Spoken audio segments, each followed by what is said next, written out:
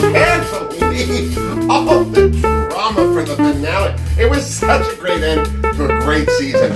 I'm just saying, I mean, it would have been better if Brooklyn... Oh, hey! Hi! It's me, Wilma Fingerdoo, with the Fingerdoo review of RuPaul's Drag Race Season 11. The finale! It's all come down to this, and all I need to say right off the bat is, Jorge! Drink me!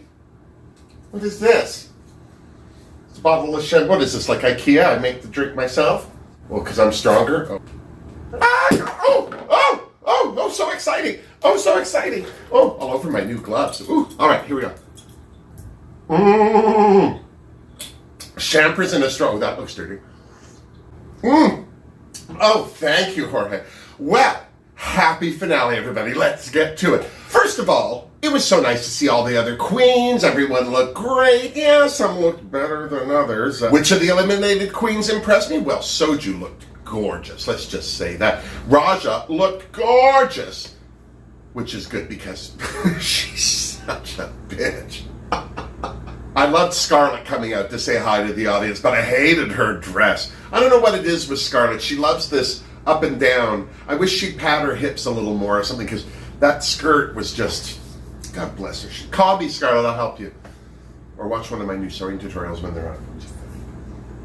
I thought that Mercedes' dress looked fantastic. It certainly distracted from that high plate forehead of hers, God bless. I didn't like Kahana's outfit. I liked the idea of it, God bless her. But the wings looked like more like a spaceship coming into port than you know, a Victoria's Secret angel. Do you know what I mean? I know what she was going for. And it didn't quite happen. Nina West, shut your whole face.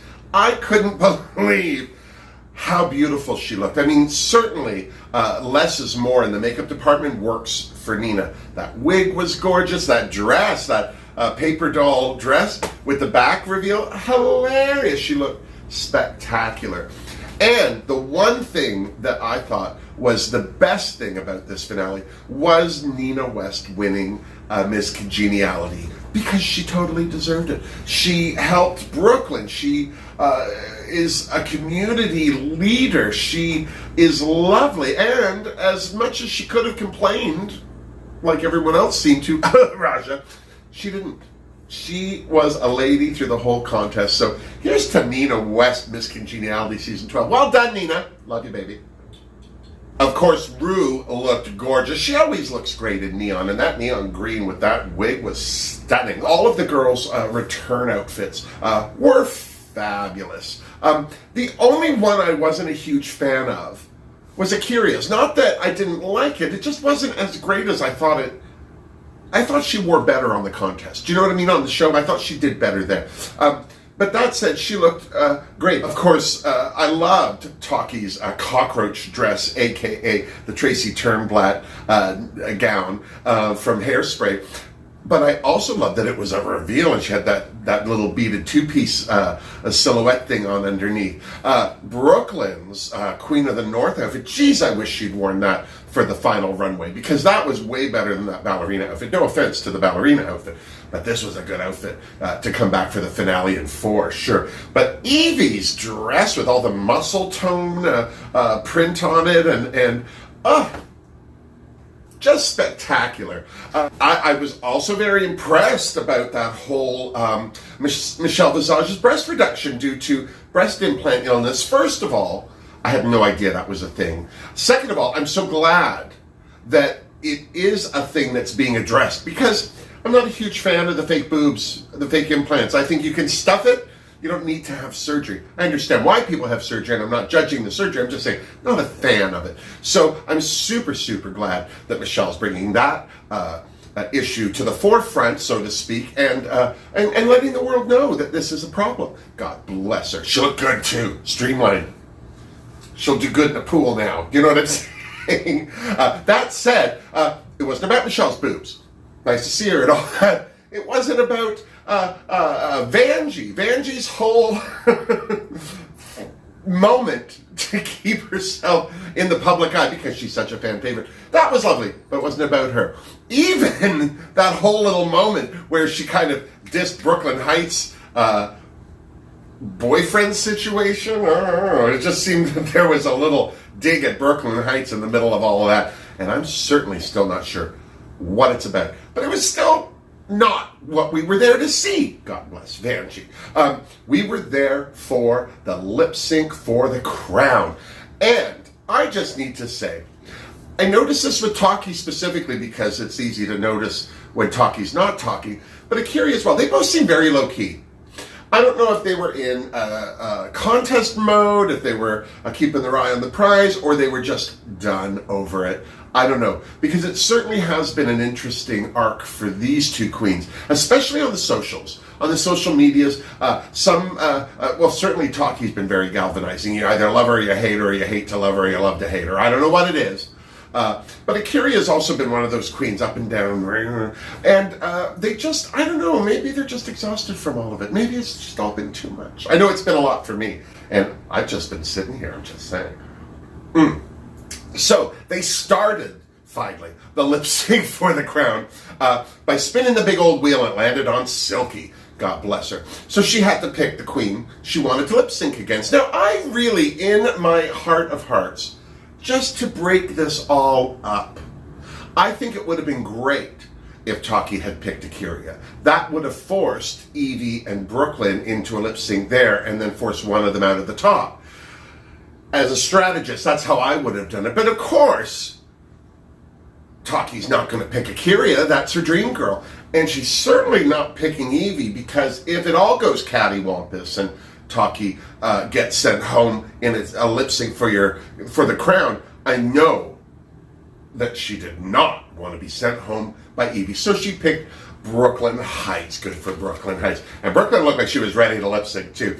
I'm not a fan of short wigs on queens, but I love Brooklyn in a short blonde wig. I don't know what it does for me, but she looks great in a little bus driver. But she had on that red and black leather outfit. And of course, Silky, Taki had on that big wig and that dress that just screamed reveal. And what song did they get to sing to? Well, or lip sync to? Well, it was a choice between Box 1 and Box 69. She picked Bryce, and they did Bootylicious. Lovely song. I love this song. And you know what? I have to say, right out of the gate, I thought Brooklyn just was doing better than Taki. Again, I felt that Taki had some kind of cloud over. There was no spark. There was no energy. I think the whole RuPaul's Drag Race experience just wore her out. Even with her wig reveals, the first one off the top, the one that split down the middle, I thought that was a great wig reveal. But she just, even her split, she split into the camera blocking Brooke, but then the cameras even were more interested in watching Brooklyn Heights perform. And I have to say, I loved Brooklyn's performance. That reveal of her toe shoes, because she was in heels. And then she had those chains that were tight. She pulled off the caps, then kicked off the rest of the shoe. That was ingenious. And when it came down to it, Brooklyn Heights, she did side splits. She did handstands. She was walking on her toes, and she gave us a cooter slam. So there was no surprise to me that Brooklyn Heights won the first round. And that was it for Silky. God bless. And I hope that she's not too hurt by the whole RuPaul's experience. I know she went in there thinking spin-off, she was going to be the superstar, and she was a standout on the show. I just think she needed to be more specific as to what kind of standout she wanted to be. I'm just saying. All right, so that said, it was time for Akira and Yvie to lip sync, and they had Sloppy Seconds, aka Jason's Box 1, and it was SOS by Rihanna. And I have to say, Akira looked, I don't know if she was pissed off, sad, tired, maybe she's got mono, I don't know what was going on, but she just had that. Now, that said, Akira had that face through most of the contest, and I think that that's just a resting face for her, just, nonplussed, low-key, and I think she was just in her head ready to perform. standing next to Yvie. God bless Yvie Oddly. From the wig, her makeup, the outfit itself, her spindly legs, those big furry boots. I'm just going to say, once she started moving, the crowd went wild. When she came close to the edges of the stage, you could hear them screaming. They were all about Yvie Oddly. Akira did well. I don't think she did anything great. For someone who doesn't dance, she certainly did a lot of moving. Her wig reveal was kind of, it just happened. She kind of galloped off the floor in a blue beaded wig, which I thought was nice, a little far back on her head, but it was nice, looked good with the outfit. But Yvie, no reveal, no tricks, no nothing but her own performing. And with her flexibility, it just added to this ragdoll persona that her whole outfit emulated. In fact, I was so hypnotized by it, I would love it if somebody designed or wrote a musical around that outfit or outfits like it, because that was just fun to watch. And Yvie did such a great job and threw herself all over that stage.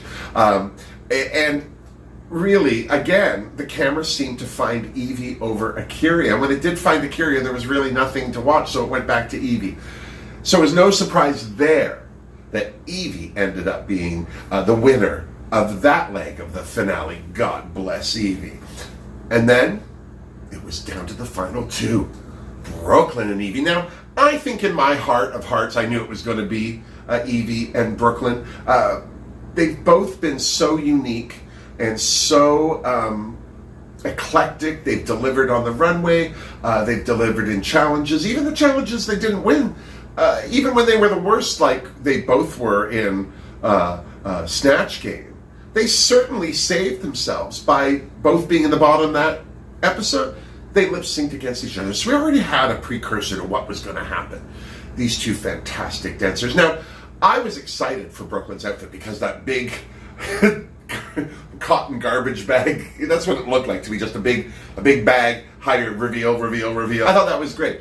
Yvie came out in the simplest thing. At first I was like, oh, there's going to be something fabulous under there.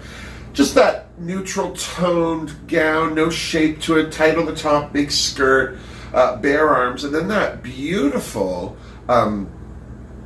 Taiwanese inspired headdress. I don't know. It looked like a lotus blossom, and with the mirrors on the side, the minute she raised her head up to a certain angle in that camera, which she totally knew, she had the three faces in it. I couldn't take my eyes off her. God bless Brooklyn Heights. But that outfit on Yvie stunned me. And what stunned me even more was no reveal from Yvie. No tricks, no nothing. It was just that and her body. And I am saying, even when she turned around, there was a face on the back of that headdress. It was hypnotic. Brooklyn, God bless her, I thought, she's done so well through the whole season. She set a high bar. And there was nothing that she did during that lip sync that surprised me or made me, ooh, you know what I mean? She did a great job. I'm not saying she didn't. But when she revealed that gorgeous jumpsuit under her big trash bag, I thought that was great. But it was also very body covering, which is not something Brooklyn wears a lot of. Brooklyn's not afraid to show a little hey and ho. That said, she hadn't shown nothing. That was a chin to ankle gorgeous jumpsuit. But I really, in my mind, was expecting a second reveal from her. I don't know why. So I kept kind of, while she was performing, I couldn't take my eyes off Yvie, but I kept looking to see what Brooke was doing. And there was no second reveal from Brooklyn Heights, God bless her. Again, not that she didn't do a great job, but there was one moment when she did the splits or did something, and she looked at Yvie, like you could see while she's performing that she looked to see what the heck Yvie was doing, because I think the audience reacted or something. She wasn't doing anything but being herself. And I think there was a moment there in that when Brooklyn broke connection with the audience, that I think she broke connection with her performance. Because the first lip sync she did against Talkie for Bootylicious was great. She stole the show there. This one, Yvie stole the show. And again, I just want to say how impressed I was with the design of that costume. If Yvie came up with that on her own, kudos for her, and I wouldn't be surprised if she did. But if somebody helped her develop that, oh, the two of them, they've done such a great job. So I'm not surprised that Yvie won. So here's to Yvie Oddly, God bless her.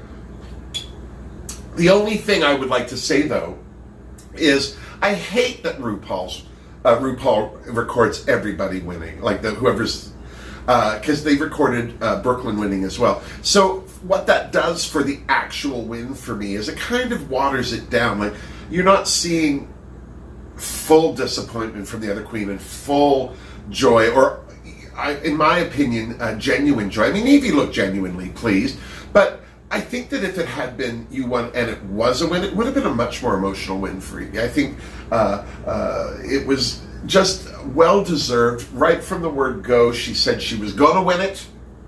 She didn't lie. Even if she made it hard on others, she certainly set that bar high enough for herself to get over as well. So it certainly wasn't like she was picking on anybody. It just gets a little tiring after a while, especially when you're in the weeds, I'm saying. As for Brooklyn Heights, the runner-up of season 11, I couldn't be more proud for Brooklyn. She did such a great job. She set such a high bar. She made those other queens work for it, for sure. I'm so excited to see more from Brooklyn. I mean, not that she hasn't been out there doing her stuff, but now on an international level, wow, we get to fall in love with her all again. Well, that's it for season 11. Here's to Yvie Oddly, our new American drag superstar. I'm so excited for her and her reign. Cheers to you, Yvie. Cheers to Brooklyn Heights for the runner-up. Cheers to the whole cast. We couldn't have done it without them. And the crew. Who'd see anything if the crew weren't working there? It's like,